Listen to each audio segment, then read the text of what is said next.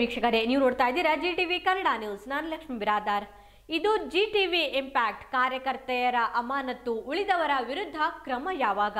ಇತ್ತೀಚೆಗೆ ವಿಜಯಪುರ ತಾಲೂಕಿನ ಜೈನಾಪುರ ಗ್ರಾಮದ ಅಂಗನವಾಡಿ ಕೇಂದ್ರಗಳಲ್ಲಿ ಆಹಾರ ಪದಾರ್ಥಗಳನ್ನು ದಿನನಿತ್ಯ ಸಮರ್ಪಕವಾಗಿ ಹಂಚಿಕೆ ಮಾಡುತ್ತಿಲ್ಲ ಎಂಬ ಗುಪ್ತ ಸಲಹೆ ಮೇರೆಗೆ ನಮ್ಮ ಜಿಟಿವಿ ತಂಡ ಜೈನಾಪುರ ಗ್ರಾಮದ ಎಲ್ಲ ಅಂಗನವಾಡಿ ಕೇಂದ್ರಕ್ಕೆ ಭೇಟಿ ನೀಡಿ ಜನರ ಸಮಸ್ಯೆ ಆಲಿಸಿದಾಗ ಸುಮಾರು ತಿಂಗಳಿಂದ ಫಾತಿಮಾ ಕಿಲ್ಲೆದಾರ್, ಶೀಲಾ ಅಮಲ್ಜರಿ ಮತ್ತು ವೀಣಾ ಮಂಟೂರ್ ಈ ಮೂವರು ಕಾರ್ಯಕರ್ತೆಯರು ಆಹಾರವನ್ನ ಸಮರ್ಪಕವಾಗಿ ಹಂಚಿಕೆ ಮಾಡದೇ ಇರುವುದು ಕಂಡು ಬಂದಿತ್ತು.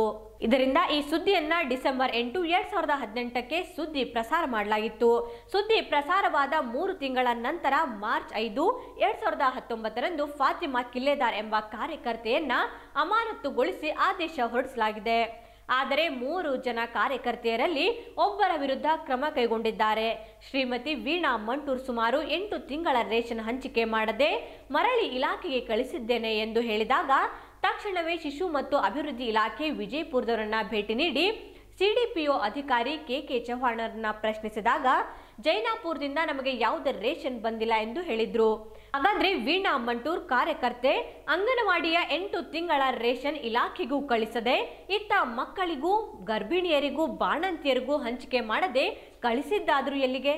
ಈ ಕಾರ್ಯಕರ್ತೆಯ ವಿರುದ್ಧ ಯಾಕೆ ಅಧಿಕಾರಿಗಳು ಕ್ರಮ ಕೈಗೊಂಡಿಲ್ಲ? ಕೇವಲ ಫಾತಿಮಾ ಕಿಲ್ಲೆದಾರ್ ಕಾರ್ಯಕರ್ತೆಯನ್ನ ಮಾತ್ರ ಅಮಾನತುಗೊಳಿಸಿ ಆದೇಶ ಹೊರಡಿಸಿ ವೀಣಾ ಮಂಟೂರನ್ನ ಸೇಫ್ ಮಾಡಿರುವ ಅಧಿಕಾರಿಗಳ ನಡೆ ಈಗ ಅನುಮಾನಕ್ಕೆ ಕಾರಣವಾಗಿದೆ. ಸಂಬಂಧಪಟ್ಟ ಅಧಿಕಾರಿಗಳು ಇನ್ನುಳಿದ ಕಾರ್ಯಕರ್ತೆಯರ ವಿರುದ್ಧ ಯಾವ ರೀತಿ ಕ್ರಮ ಕೈಗೊಳ್ಳುತ್ತಾರೆ ಕಾದು ನೋಡಬೇಕಿದೆ.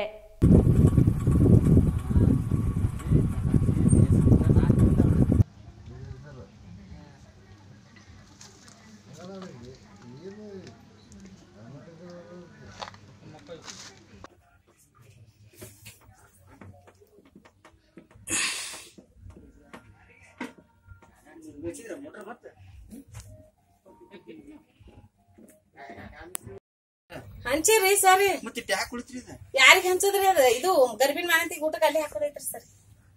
ಯಾಕೆ ಹೋಲಿಲ್ರಿ? ಯಾರಿಗೆ ಬರೇ ಇದು ಹಿಟ್ಟಿನ ಪ್ಯಾಕೆಟ್ ಹಾಕಿ ಬಿಡ್ರಿ, ಅಟ್ಟ ಹಂಚದ್ರಿ ಮಕ್ಳಿಗ್ರಿ. ಇಲ್ರಿ, ಇಲ್ಲೇ ಮಾಡಿ ಹಾಕೋದೈತಿ ನೋಡ್ತಾರ. ಮತ್ತೆ ಮಾಡಿ ಹಾಕಿದ್ರೆ ಹೋಗ್ಬೇಕಾಗಿತ್ತು. ಸ್ಟಾಕ್ ಐತ್ರಿ ಸರ್, ಸ್ಟಾಕ್ ತೋರ್ಸ್ಬೇಕಾಗಿತ್ತಲ್ಲ ಸಿಡಿಪಿ. ಈ ಸರ ಹರಿಶ್ ಕಳ್ಸಿನಲ್ರಿ.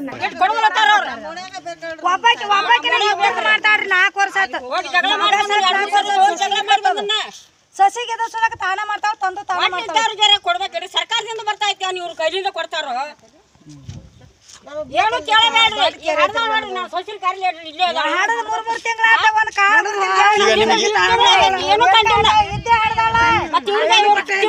ಕೊಡ್ತಾರೇನು? ಒಂದು ಮನೆ ತುಂಬಿಕೊಳಕ ಮಾಡ್ಕೊತಾರ ಸರ್ಕಾರದಿಂದ. ಎಷ್ಟು ತಿಂಗಳು ರೇಷನ್ ನೀವು ಹೊಳೆ ಕಳಿಸ್ರಿ? ಸ್ಟಾಕ್ ಆಗತ್ತೆ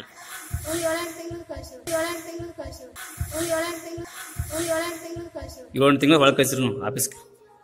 ಆಯ್ತು, ಥ್ಯಾಂಕ್ಸ್. ಇದಿಷ್ಟು ಈ ಹೊತ್ತಿನ ಸುದ್ದಿ. ಮತ್ತಷ್ಟು ಸುದ್ದಿಗಾಗಿ ನೋಡ್ತಾ ಇರಿ ಜಿಟಿವಿ ನ್ಯೂಸ್. ಜಿ ಅಂದ್ರೆ ಇದು ಜೀನಿಯಸ್.